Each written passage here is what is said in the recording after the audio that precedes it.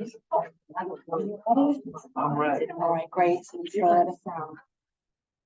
good afternoon. My name is Stephanie Burnett. I'm representing the Beatrix Fair and Society Programs Committee, and we're so delighted to see you all out here this afternoon.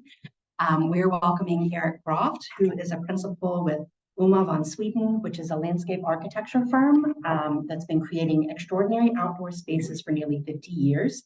Some of their projects include the Tippet Rise Art Center in Montana and urban oases like the Chicago and New York Botanical Gardens. Among many impressive lists of commissions that he's worked on, Groft's federal work includes the 2020 renovation of the White House Rose Garden to feature universal accessibility, upgrades to irrigation and drainage, and state-of-the-art electrical infrastructure for lighting and media technology.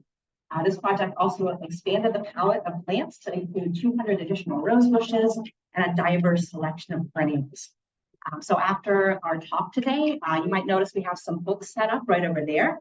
This is Eric Groft's book, Beyond Bold. So he's kindly offered to stay afterwards and sign books for anyone who would like to purchase them.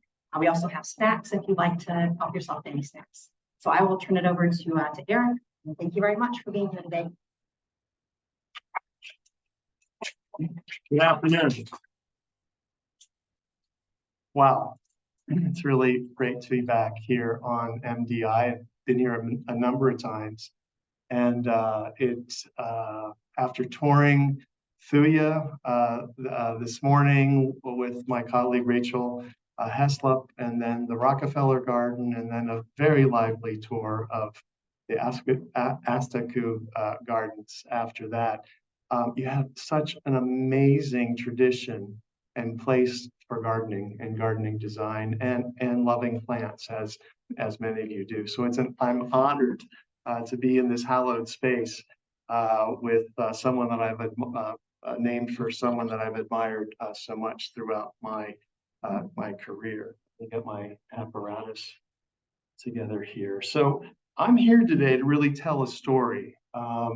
As she alluded to, we've been around for almost 50 years. And why isn't this advancing?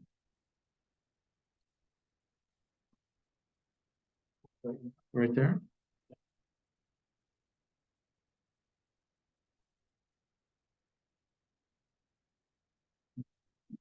That worked. Oh my God.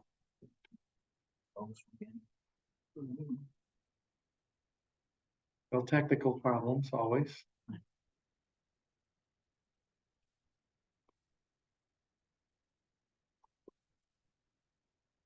There we go. All right, onward with my story. I'm here today to talk about our new book, Beyond Bold. Our first book that Jim and Wolfgang did back in almost 1990 was Bold Romantic Gardens, and it really told the story of their partnership and the early years. I've been around since 1986.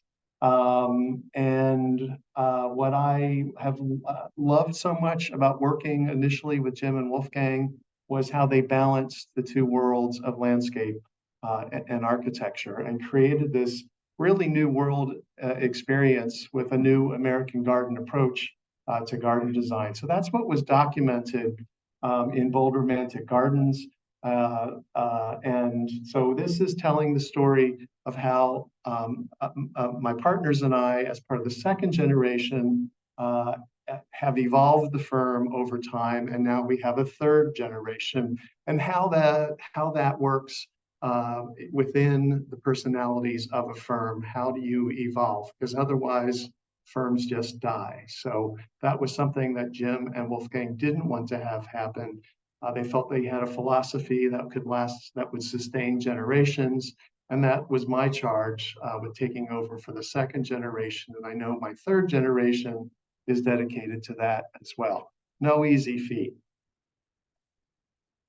So Beyond Bold is our sixth book. These were other books that Jim and Wolfgang produced.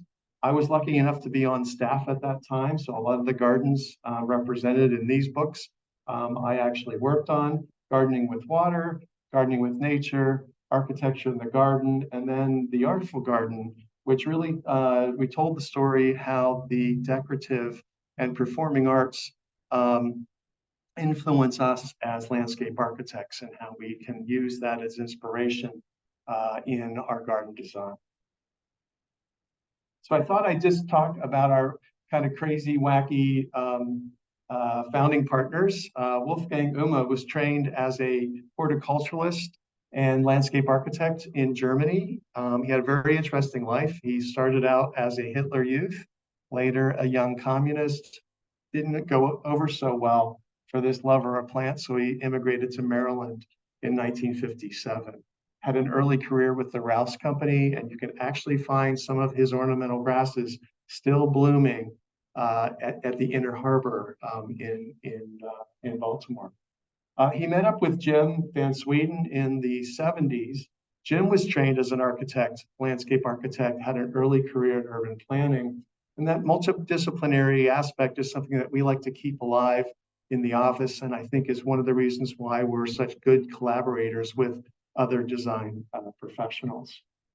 Together, they kind of balance, as I said, the balance of landscape and architecture.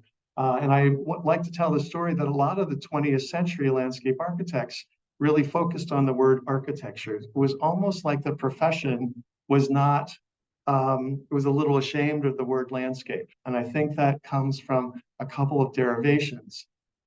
First of all, I think the response of the Depression and the maintenance that it was taking some of the prior gardens to keep them up. You as gardeners know what it takes to maintain a garden, and most homeowners just couldn't afford that. It also was a response to the modernist architecture movement and keeping things very simple and clean. So when Wolfgang immigrated here, he had a love of American native plants. In fact, something as ubiquitous as black-eyed Susans was not being cultivated in this country, yet it was in his native Germany. So he would smuggle Rudbeckia. He'd go back every year and bring back like Goldstrom. It came from Germany. And then another German immigrant, Kurt Blumel, also in Maryland, started growing the numbers that he needed for Wolfgang's palettes. As you notice our work, we don't plant twosies and threesies. We plant things in hundreds and thousands for maximum impact. So with them getting together and balancing those two words, landscape and architecture, they created something new and different in the American garden scene. They handed that over to my partners, Sheila Brady and Lisa Delplace.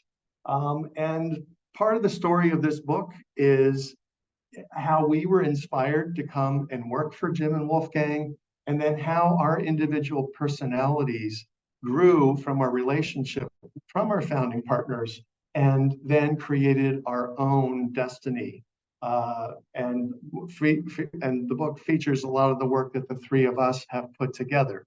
There's always a common thread, but when you put three and Rachel, I think you can attest to this, these are three very different personalities, just as different as Jim and Wolfgang were. Perhaps not quite as eccentric, but anyway, how we've kind of evolved the firm and kind of made it our own while keeping the philosophy alive.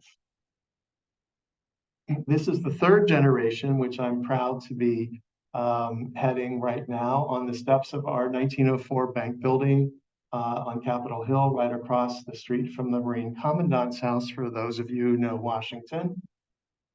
And then kind of our whole gang.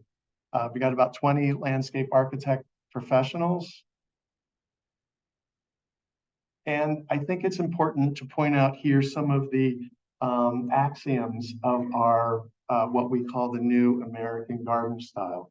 So we like to choose plants that don't need a lot of maintenance, don't need a lot of water, low in fertilizer, and we just like to let things perform naturally. And Wolfgang was doing this way back in the 50s and 60s before sustainability was a brand.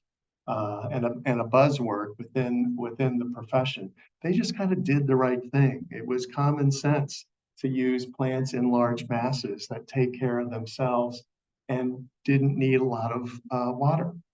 Uh, other things that we like to always incorporate is that sense of mystery. We draw on many sources. As you can see, we have a lot of plants that were cultivated in Germany that Wolfgang brought over, but Jim was a great traveler and traveled to Japan a lot. So there's a lot of influence from Japan and where else but in the melting pot of America to kind of fuse all these origins of garden design.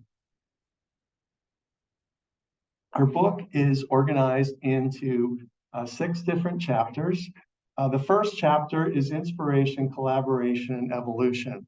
Really tells the story that we're trying to get across in the book of how the 3 of us, Sheila, Lisa, and myself, took our personalities and adapted them. And the way we're doing that in chapter 1, where I'm going to really go in depth a little bit in my bit of history, is we chose 3 projects. A project that influenced us, inspired us to come and work for Jim and Wolfgang, then a project that we collaborated with Jim and Wolfgang, and then a project that how we worked by ourselves after their passing about 10, 12 years ago. We then go into chapter 2, a house and its garden. We kind of got we did get our start in Georgetown, where Jim had a townhouse, which was their first collaboration. We've gone on to do hundreds of Georgetown gardens. We love the small garden. It's part of our roots. So residential design is something that we take very, very seriously. And then chapter 3 is our public work and gathering places. Chapter 4 is our work on the water's edge. A lot of our work is shoreline revetment and doing things along our oceans and rivers.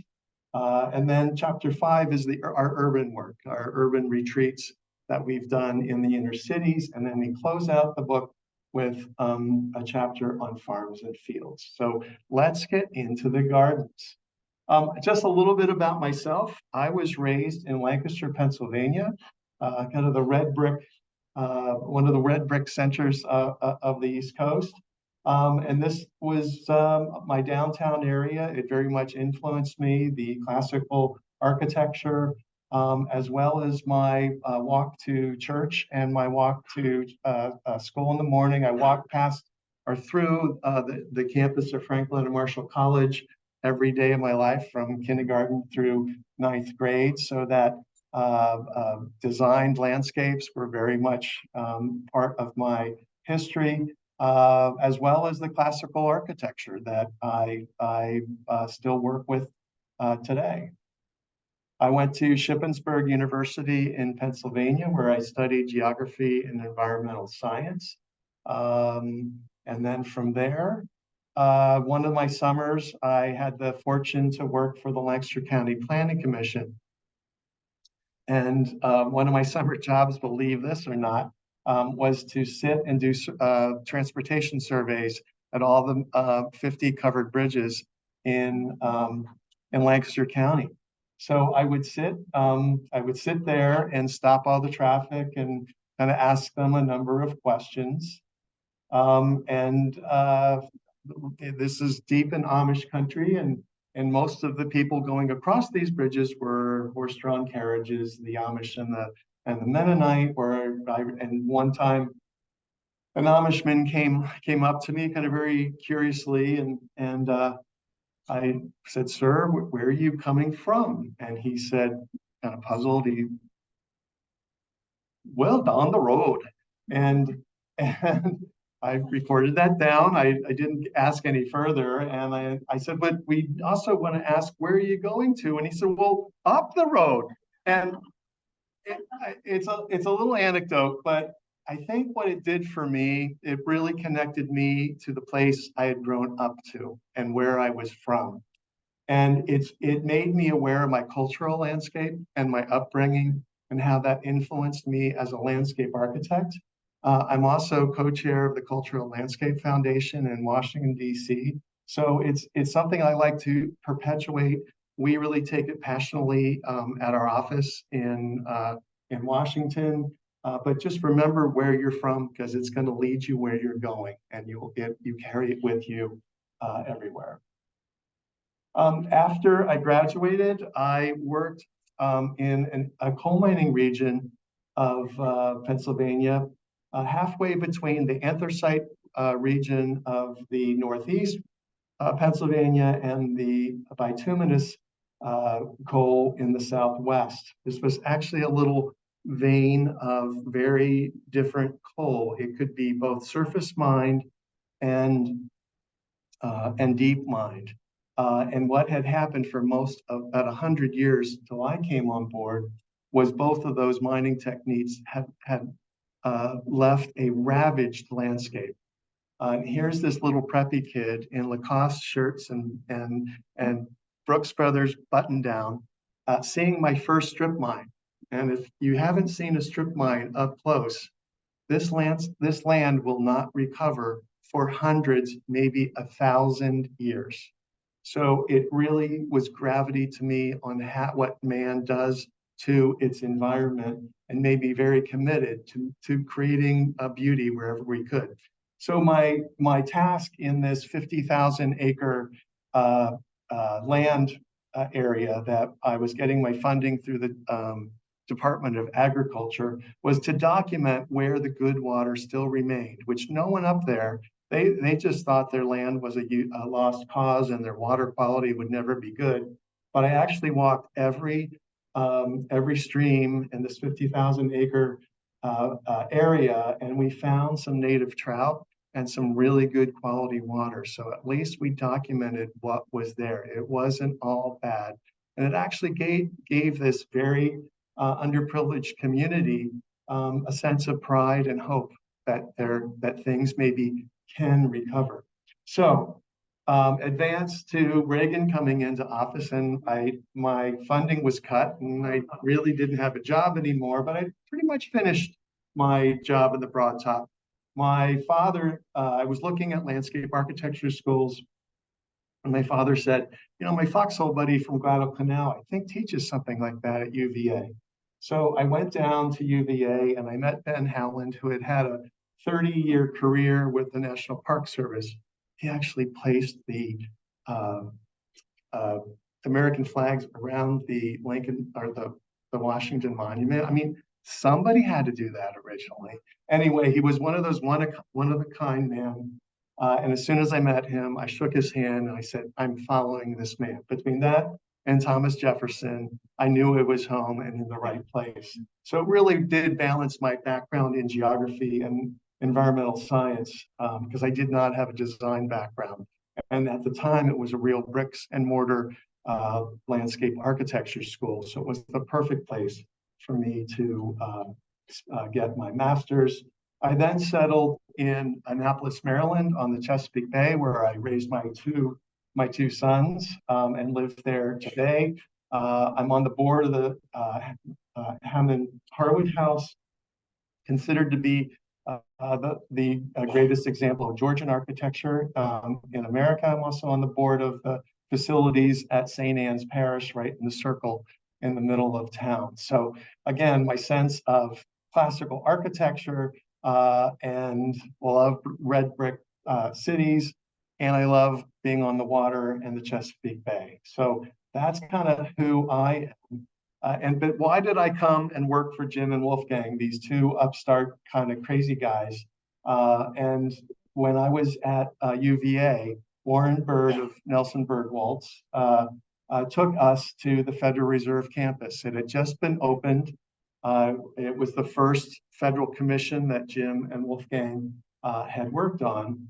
And after touring the garden, these are spring shots.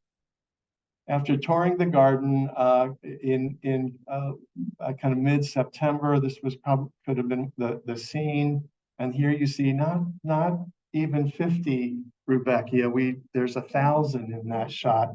But up until that point, I didn't really understand the perennial world. I got back on the bus. I kind of whispered to my colleague. I said, "Now remind me, perennial means It comes back every year. Okay, yeah, we chuckle, but most landscape architects and landscape architect schools did not teach herbaceous plants.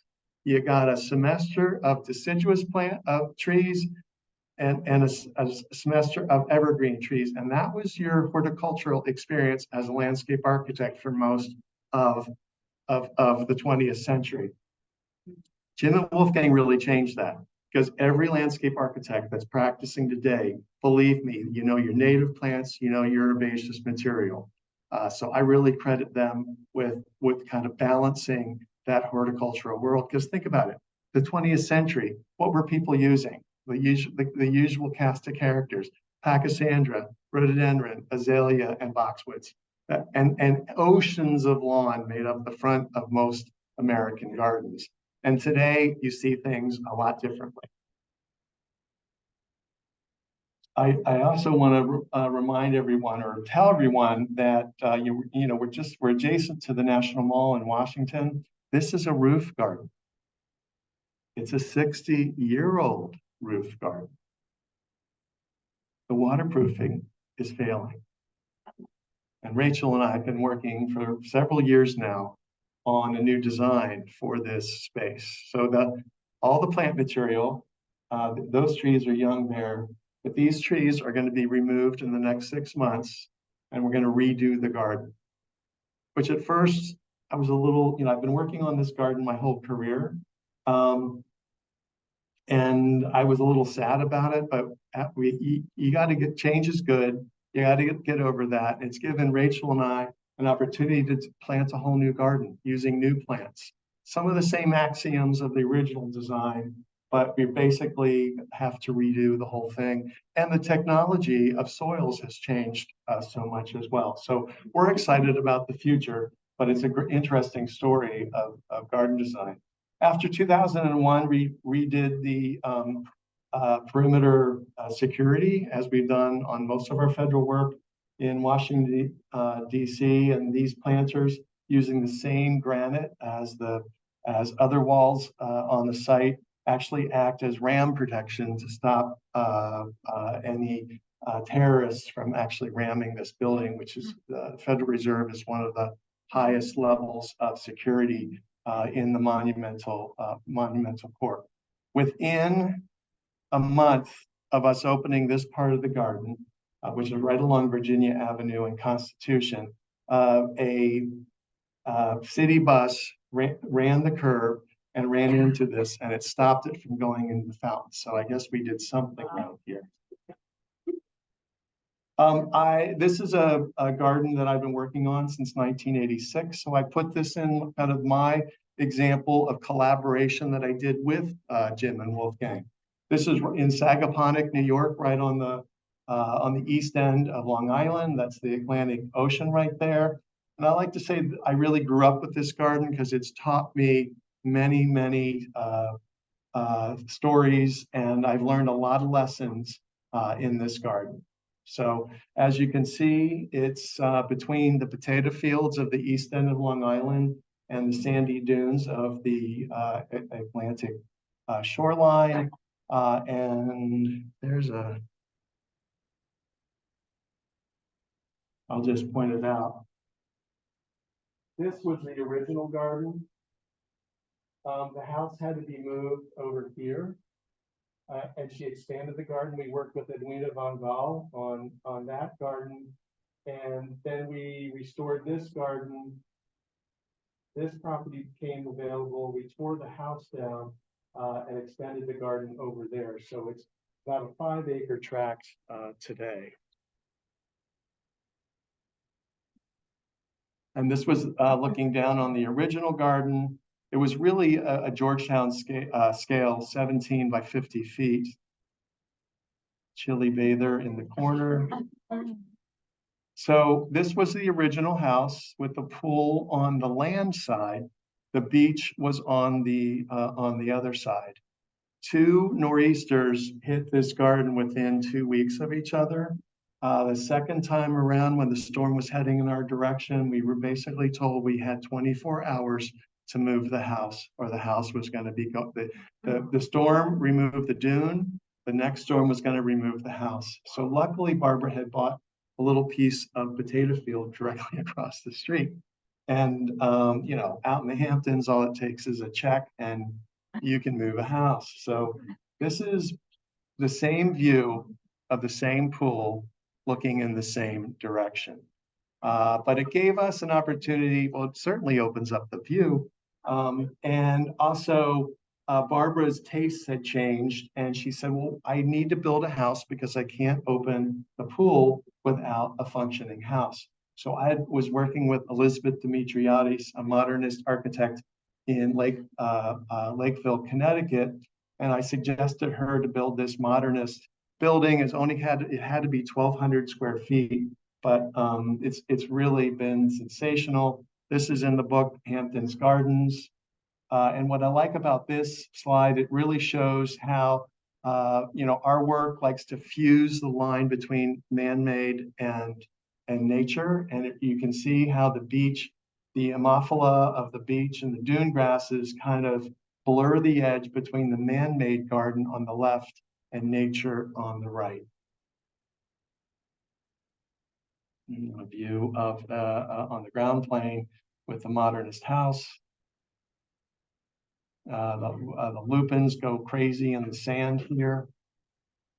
We also, Barbara and I have traveled to Japan several times and had marveled at the use of stone in Japan.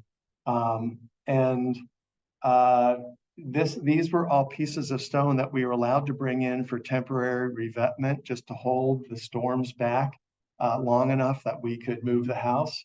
But then we were obligated to remove those stones afterwards. But we called through probably 50 dump trucks full of stones that we had to haul back out.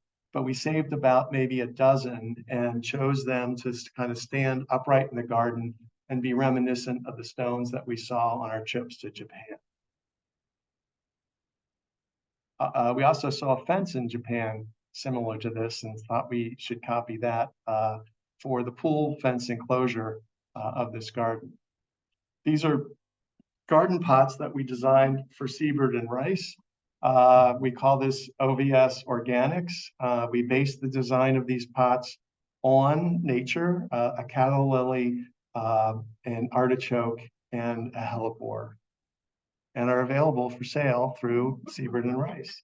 Fabricated in Impruneta, Italy, and then imported into this country. And they really have stood up the test of time. Their terracotta really stands up well. And this is a project I've done on my own since the passing of Jim and Wolfgang. This is also out in the Hamptons. This is actually on Georgica Pond. The architect was Barnes Coy, also located out there. The front of the house, no lawn, and the rear of the house.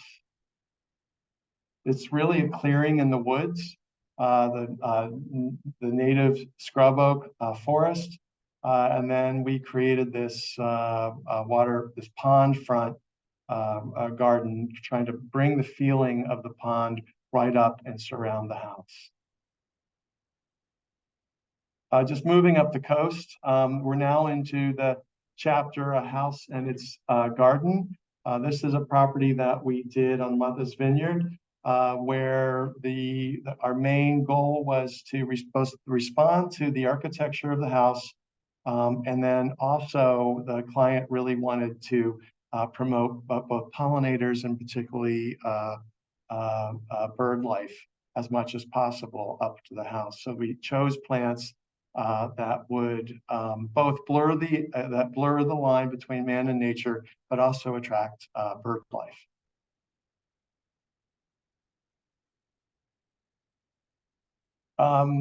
This is a garden. I just did a garden dialogue for TCLF in Amagansett. And we had the privilege to work with a great design team. Our best work is always collaboration between an architect and an interior designer, in this case, James Doria and Fury Design out of Philadelphia. And not only did we design a garden, but we got to work with some pretty interesting sculpture, some artists. In this case, at the front door is a Bernard Benet. Our front garden here only consisted of basically green foliage plants and white blooming plants. So in essence, a white garden. The twin pavilions around the pool. And I always get these artists mixed up. That's Kaneko. And the head is, if anyone wants to know, is Mark Manders. And then more recently, these just went in a couple of years ago, about 5 years after we did the rest of the garden. And these were quite heavy to bring in. So we had to like dismember a third of the garden, basically take it out, put a road in so a crane could get in and place these sculptures and then put the garden back. So gardens are always changing, I like to say. This is a Hugo Rondinone. Mark DeSuvero in the courtyard garden. And then a view of that beautiful sky that you get about this time of year, on the east end of Long Island. In Southampton, we work with John B. Murray Architects on a beautiful revival of a shingle-style house. And Victoria Hagan was the interior designer. And again, we didn't just plant 12 hydrangeas along the front of this house. We planted 700.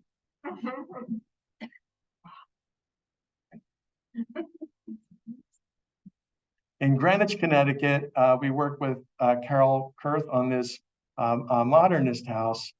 This is the front entry. So we put a little reflecting pool with big slabs of bluestone to get to the front door, and an upper pool that flows into the lower pool. We used Roxbury granite not only for the paving, but also for the benches. This is the quarry that the Brooklyn Bridge was quarried and built from. We elevated these benches and put lights underneath as built-in lighting. Our lighting philosophy is, most of our work, it's in the country. It's supposed to be dark. So you really just want to make sure it's a safe path to the front door, maybe silhouette a couple of trees, but really keep outdoor lighting to a minimum. A drone shot of the front entry garden showing a blend between the Roxbury granite and the New York bluestone. All this photography is Durston Saylor, former AD mast photographer, and a David Harper sculpture at the front garden. The pool garden was a true collaboration between architect, interior designer, and landscape architect. Those fountain heads, I was influenced by my travels to Toledo, Spain, where I saw a walled garden with basically these fountain heads, and I just abstracted them, made them a little more modernist. And we had a lot of topography on this site. And when you have topography, and you're designing a pool, you often think of doing a negative edge or a waterfall over one of the edges. And in this case, the interior designer said, well, why couldn't it be glass? And we thought, why not? Took 18 months to get it fabricated in Italy and shipped over here. But the results pretty amazing, particularly when we have a fire in the fire element there. The secret garden off the master bedroom terrace with a diamond spa. And I also, while we're on the topic of a house and its garden, perhaps the most famous house in the world, the White House. And I just want to credit Rachel Heslop, who's with me today, with putting together the landscape report, which really documented the history of this very important, iconic garden space. And thank heavens we did, because all of our decisions on the design for this were based on this landscape report. Rachel and my office did a very thorough job of documenting this space through time going back to the original Indians that actually inhabited that White House grounds before Columbus, and then how the house and its garden has changed over time. These are just some quick snapshots of some of the designs and installations that were between the James Hoban main block and then the later West Wing and Oval Office, where the president's office is.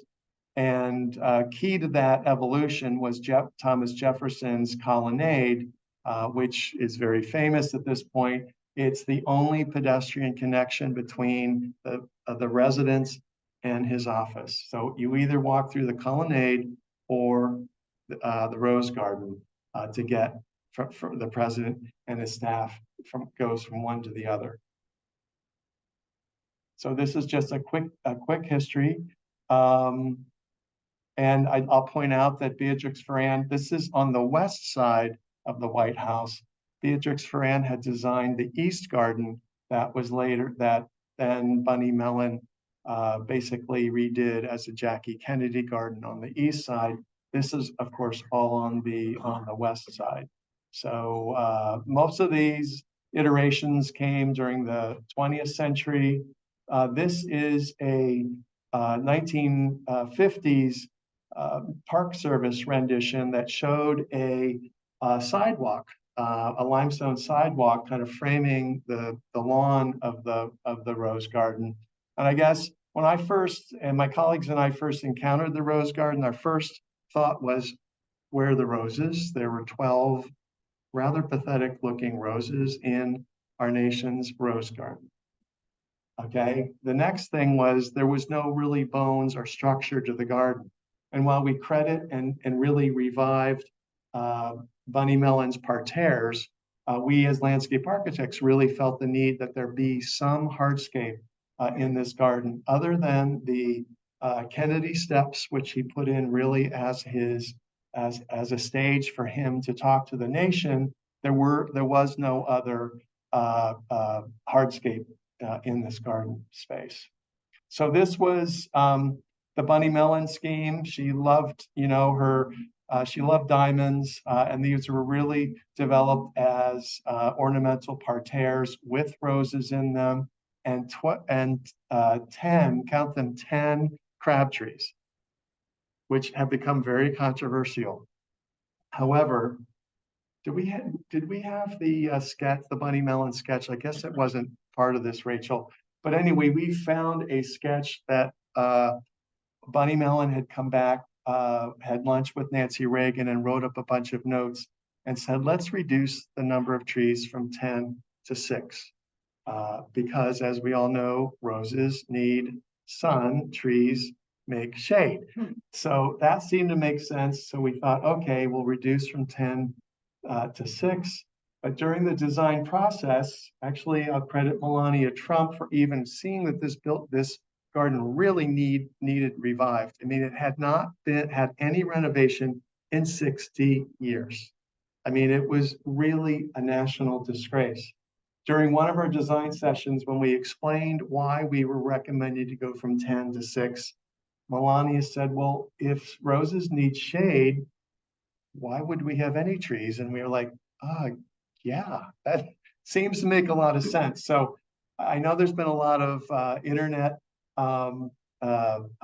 chatter about removing the trees, but the garden's thriving, and the sidewalk that we put in, where everybody walks. Before this renovation, they were replacing the lawn up to 6 times a season due to all the pedestrian traffic. And when people enter this garden, they naturally just want to walk on that beautiful limestone. The sidewalk also gave us a place to put all the utilities. When we first observed a function in this garden, the Park Service and the party planners were bringing hundreds, if not thousands, of cords, dragging them from the White House through the garden to facilitate all the functions out there. So we have a very deep trench. We're not allowed to know how deep it was or what is in it, We didn't pass that kind of security, but it gave a place that we could house all that stuff. And we're quite proud with the results. The results include 250 roses. So we returned roses to the White House Rose Garden. We collaborated on this project with Rachel, help me out, I'm blanking. Perry Guillot in Southampton, who's a fellow landscape architect. And you can see the results as the garden is flourishing today. So very proud of not just the renovation, but also that landscape report. I'm going to jump to our chapter on gathering places. This is the native garden at the New York Botanical Garden, which serves not just as a demonstration. We have a meadow, a sunny meadow collection of natives, but we also, on the right-hand side of the water feature, have a woodland garden featuring American natives. But this is also a demonstration garden on how you can treat stormwater, because this really acts as a stormwater retention basin as well. And we wanted something, a lot of the gardens at NYBG have a kind of reflective of the past and history, using materials that Olmsted used in Central Park. But in this particular garden, we wanted it to be a little more forward leaning, and has a more modernist hardscape. One of our mantras for the New American Garden is gardens should look good all seasons of the year, including the winter. We're famous for our winterscapes. Moving up the coast, this is North Point Park, which is part of the Emerald Necklace that we renovated, gosh, going on 20 years ago, about the time the Big Dig was going on. And again, we brought that, American native riverine landscape into this, what had really been parking lots and hardscape. So really changing the texture of the land is what we love to do. This is a project that we did outside of Bath, England. It's the American Museum and Gardens. It's the only American museum outside the continental United States, and was a museum since 1960. And I'm going to forget the names too. Rachel, do you remember John Judkin and Dallas Pratt, who was a Standard Oil heir? He was American, one was American, one was from the UK. And what they wanted to do inside the museum was really tell the American story through decorative arts. And I must say, if you're in Bath, please visit the garden, because it really does, in a condensed fashion, tell the American history and story inside the garden, but inside the house. The grounds were 125 acres, which really didn't tell anything about the American story. In fact, all the paths were clipped with hedges and really uptight, like a typical British garden. So we wanted to bring the new American garden to this 125 acres. The first thing we did was look at the whole environment. It's right near Claverton, which is a village on the River Avon. It was just a breathtaking site. But what we did is a master plan that basically established different campuses throughout the 125 acres that told the story of American gardens and landscapes, going back to the our indigenous peoples. And then we had a whole campus, the colonial campus, telling about the story of colonial gardens, and then 19th century, and then also a futuristic contemporary garden space as well. So the first phase was the new American Garden, which was about 5 acres that connected the manor house to a kind of old and tired Mount Vernon garden that had been built back in 1960. that needed renovation. So we regraded the whole site, but it took us 7 years to get approval. I work in a lot of jurisdictions. I'm sure you've got a lot of restrictions here on MDI, but I'm used to working in Washington, D.C., Greenwich, Connecticut, East Hampton. Everybody has a lot of restrictions. It takes a lot of time permitting. Nothing compares to England. After 7 years, and finally, we actually had to go to a couple of members of parliament to kind of get them on our side to kind of grease the wheel and get this done. And it finally dawned on me. We're calling this the new American garden. Had we called this the old English garden, we probably would have gotten it approved immediately. But anyway, it's done, it's in, and we're very proud of it. This is just showing some of the challenges of the site.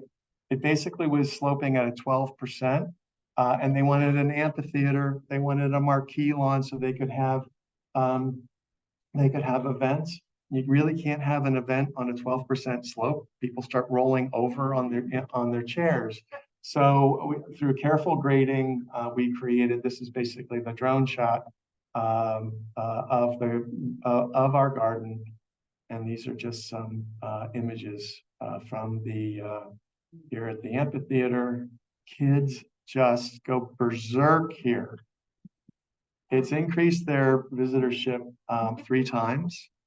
And what we do along the actually ADA path, it was obviously not ADA with 12%, but the way we graded it, the kind of that loop around the garden space was reminiscent of Jefferson's Winding Way. Don't forget, I went to University of Virginia. But we got to tell kind of our story, our firm's story with different benchmark projects. Like we have an area that is reminiscent of the native garden in New York, and also the prairie work we've done in Chicago. So as you walk around, you kind of get a layer of how our firm has evolved over time. And this garden looks great in the winter as well.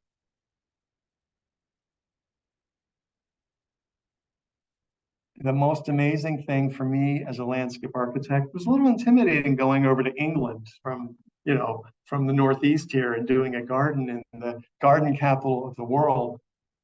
And people would say, well, what plants are you going to use? I mean, what do you know about what grows in England? And honestly, I didn't know a lot. I had never done a garden in England. But what I learned is I went there in May, kind of looked like this. I went back in September, looked pretty much like this. Everything blooms all season long. It's utterly astounding. Our gardens here on the East Coast, by August, they're looking pretty tired. Like you can't wait for fall to come and that first cool breeze and the asters start blooming and getting some color back in the garden. But here it looks like this for 6 months of the year. So good lesson to learn. Chapter 4 is on the water's edge. This is actually a property I've done twice. First with Shoprino Wharton, second time with John B. Murray Architects. This house was built by the contractor who built the New York subway system back in the later part of the 19th century. So he had plenty of stone to work with. This is a garden gate that we created that not only provides pool fence enclosure, but also gives us a nice place for vines. We work with Bunny Williams, was the interior designer on this project. And actually the pool design, the first garden I did here had a rectangular pool. We tore that out, and then we wanted something that kind of had a more reflective surface and was reminiscent of a tidal pool, since we were right there on Long Island Sound. This is a project that I've kind of coveted my whole career. This is the Kennedy House in the Georgia Association in Wainscott, New York, also in the Hamptons. My clients had done a house next door, And then they sold that and bought this. So we're currently working on this and creating a dune meadow on the property and hopefully getting rid of some of that lawn. You see our original garden that we did just to the right hand of this house. And this is a detail of that house that we did going on 20 years ago with Show Perino Wharton. We kept lawn right up to the main block of the house, but then we surrounded it with native and ornamental grasses and perennials. A view from the second floor out to the Atlantic Ocean. Back on the new Long Island Sound, this is in Tokenique in Darien, Connecticut. This is the property where Charles Lindbergh moved to after New Jersey, after the kidnapping. This is a peninsula that sticks out into Scott's Cove that provided him the security that he was looking for after his move from New Jersey. The new owners, we actually worked with the State Department of Environmental Resources and shoreline revetment here and actually added that bed of Spartina patens and Spartina alternifolia, which actually gave us more land. So we added land to this waterfront. If you play your cards right, you can usually win if you do the right thing.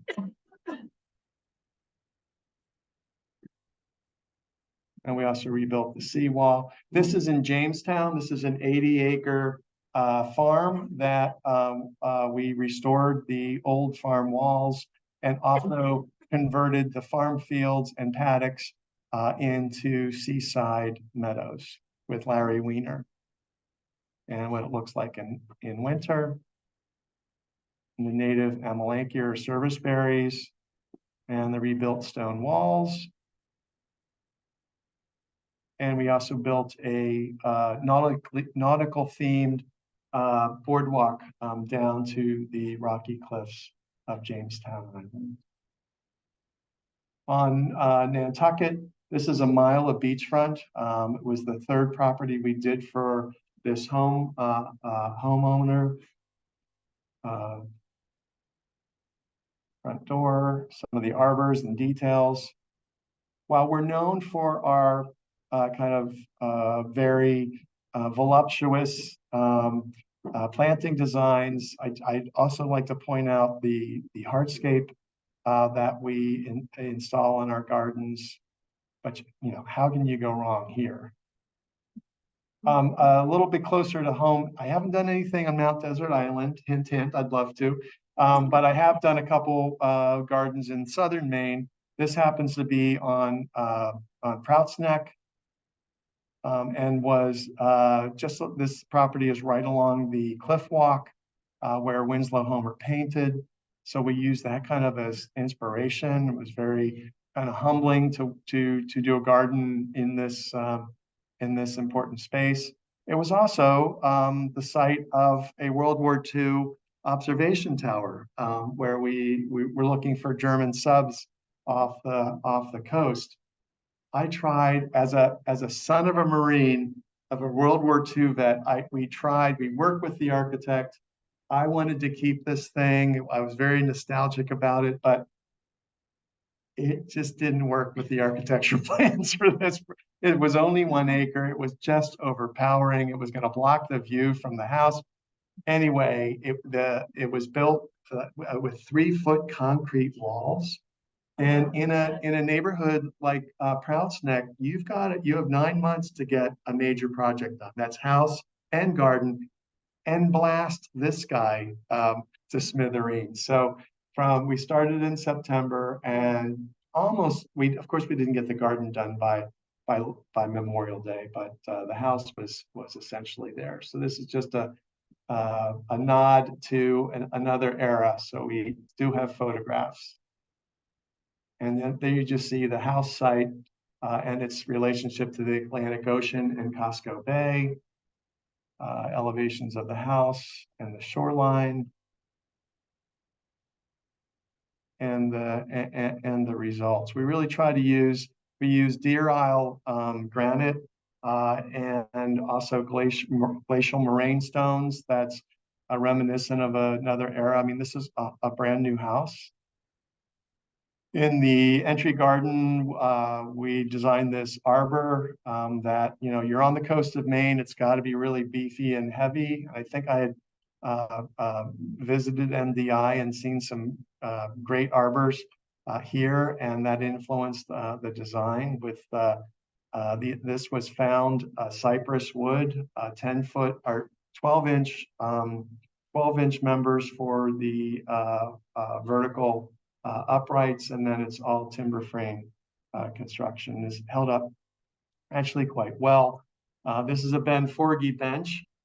We take Ben Forgy whenever we're working on a waterfront property, and he's a furniture designer who actually walked the beaches of Casco Bay and found all this driftwood and then put it together in a bench. But it really gives a sense of kind of vernacular and of bringing nature right into the garden.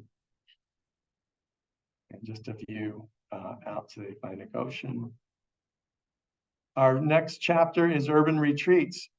This is a tower that we did with Annabelle Zeldorf, modernist architect. And our inspiration for this garden was a peregrine falcon's nest, nestled on the 5th floor of this apartment building. And just a view of what's possible in the middle of New York City. Another urban garden that we did in Portland, Oregon. This is a very small space. It's about 100 by 200 feet, so a very urban scale, where the use of water is always important, and moving water in small spaces is always important.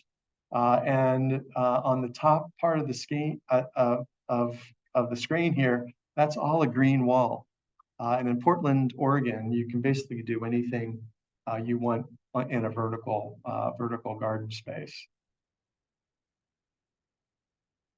Our last chapter is chapter 6, our farms and fields. This is a horse farm that we did in North Salem, New York. This particular couple, he had a great love of American native plants and trees. She had a great love of horses, of course. So blending those two things together was really what was our goal. And you can see on the left how big a footprint an outdoor riding rink is. Trying to hide that thing is no easy task. And this is just an aerial showing the main farm, and then the inside horse stable is on the upper side. So balancing horse and native plants. This is showing the kind of a designed meadow on the right that we designed with a stormwater retention pond. And then Larry Weiner did a seeded meadow on the left. And you can just see this is pretty much within the first season. And this is day 1 of planting the designed meadow, where we used nursery plants. It's a little, you know, these gardens aren't inexpensive, I'll say. It's a little hard to kind of convince the client that they're getting their money's worth on day 1, because it really does look like a hair transplant when you first get started. But with good bed prep, things really move along. We then added a swimming pool. Actually, the original 10 acres of this property, and now the property is about 200 acres. It's evolved over time. We actually took the swimming pool out around the farmhouse because the client said they didn't need it. Grandchildren enter the equation, you need a swimming pool. So we built this on an adjacent property, and our goal here was really to kind of make it feel more like a farm pond with a negative edge perimeter overflow that goes around the whole edge, which really increases the amount of reflectivity. And then we raise the pool up so you can actually see we use the stone wall as the pool fence enclosure to meet pool code. And running through this property was an old railroad bed that we turned into a stream. And then to tell the story of water, we built this well house where that acts as the source of the water that facilitates the stream that then flows into a pond. I also wanted to, in our Farms and Fields chapter, this isn't in the book, but this is hot off the press. Again, I want to credit Rachel in the back here, and you can ask her questions. But we've just completed the Little Oak Spring landscape report. It's was the estate and home of Paul and Bunny Mellon. The Oak Spring Foundation saw the importance of the landscape report for the White House Rose Garden and said, we need you guys to do one of these for us as well, just to document all the changes that have happened and then guide us into the future. So this is just recently completed, and we're presenting to the board in later this fall. So I'll just go through these pretty quickly. Goes through a little bit of kind of historic analysis, old photographs, just documenting what was there. As gardens evolve, and right now the foundation doesn't have a staff landscape architect, so we wanted to have the landscape report gives us guidelines that can influence future decisions on the property. The Larrabee Jones library, Rachel and I were fortunate enough to go look at haystacks yesterday. So after spending time here, it was nice to go see his work there. And I'm just going to finish with perhaps the biggest project we've done at Tippet Rise. Tippet Rise is a large tract of land right at off the northeast entrance of Yellowstone Park. They are the Beartooth Mountains you see in the background. And the goal here was to blend both outdoor sculpture and outdoor music events.